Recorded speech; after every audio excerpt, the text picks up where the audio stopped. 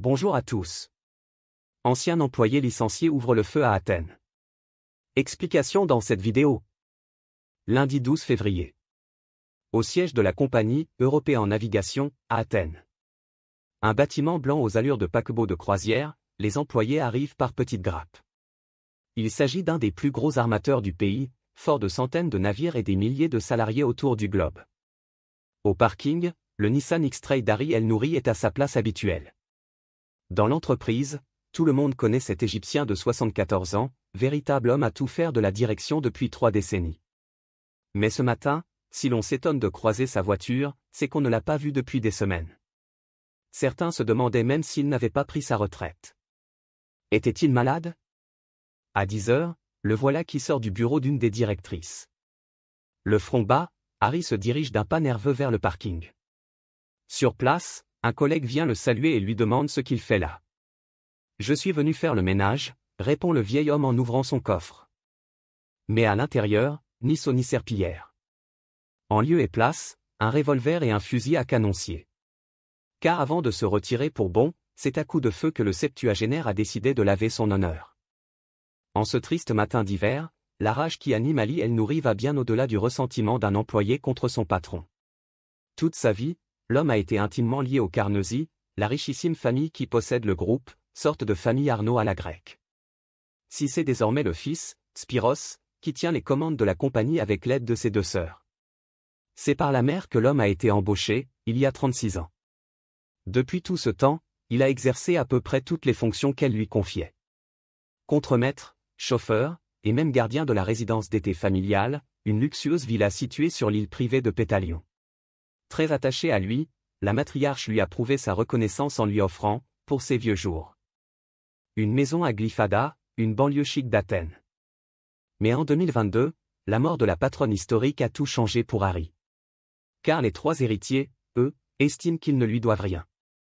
En janvier 2024, le coup près tombe, Harry est licencié. Et comme si ça ne suffisait pas, Spyros Carnegie lui ordonne de quitter la maison qu'il occupe illégalement.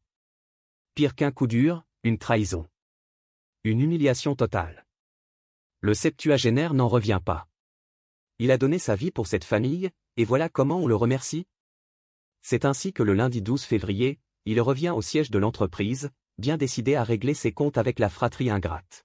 « Je suis venu mettre les choses au clair et résoudre un petit problème », explique-t-il à Maria, une des 2 sœurs Carnegie. En déboulant dans son bureau sans y être invité. La suite de la discussion est houleuse.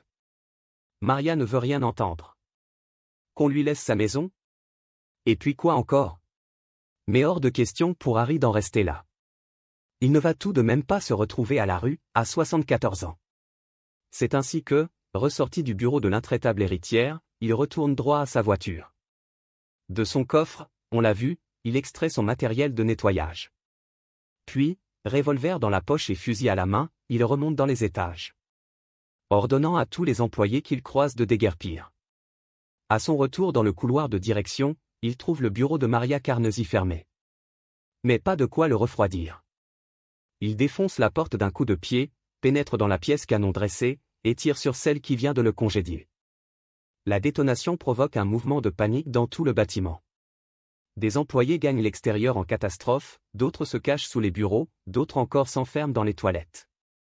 Touchée au bras, Maria Carnegie tente pour sa part de se réfugier dans le bureau voisin, celui de son beau-frère Antonis, directeur général du groupe. Mais El Nouri la suit, et les abat tous les 2 à bout portant. Puis il ressort dans le couloir et gagne le 2e étage, à la recherche de Despina, l'autre sœur Carnegie.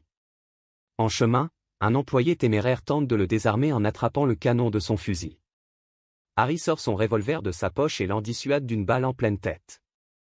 Puis à travers les cloisons vitrées, il inspecte les pièces une à une, à la recherche de sa cible. Jurant à tous les autres employés qu'il ne leur fera aucun mal. Mais impossible de trouver Despina, elle a fui par une issue de secours. Au même moment, le GIGN grec prend déjà position. L'assaut est donné dans la foulée. Une trentaine d'hommes pénètrent dans le hall d'accueil en formation serrée, puis se dispersent dans l'immeuble. Chaque salle de réunion, chaque couloir, chaque réduit sont fouillés et sécurisés. Les cadavres de Maria Carnegie et son beau-frère sont bientôt découverts, ainsi que celui de l'employé abattu. c'est finalement au sous-sol que l'on retrouve Ari El-Nouri. L'ancien contremaître humilié s'est réservé la dernière balle. Il est mort lui aussi. La compagnie européenne en navigation s'est depuis fendue d'un communiqué pour rendre hommage aux victimes et dénoncer l'acte immoral, odieux et injustifiable de son ancien employé. Dans ce texte, Spyros et Despina Carnesi, que l'on peut qualifier de survivants, assurent qu'Ari n'était pas du tout le septuagénaire jeté à la rue pour lequel il voulait passer. D'après eux, l'homme n'avait aucun besoin financier, et disposait même d'un compte bancaire bien garni. Après avoir reçu 75 000 € d'indemnité de licenciement. Une argumentation difficile à entendre, peut-être ont-ils oublié que, dans la vie, tout n'est pas une affaire de fric. Et que blesser le cœur d'un homme ne se répare pas avec un chèque. Si le triple crime d'Ari El-Nouri est dans tous les cas injustifiable, la colère qui l'animait, elle, était tragiquement compréhensible. Pour ne pas en arriver là, il aurait peut-être fallu tout simplement le respecter.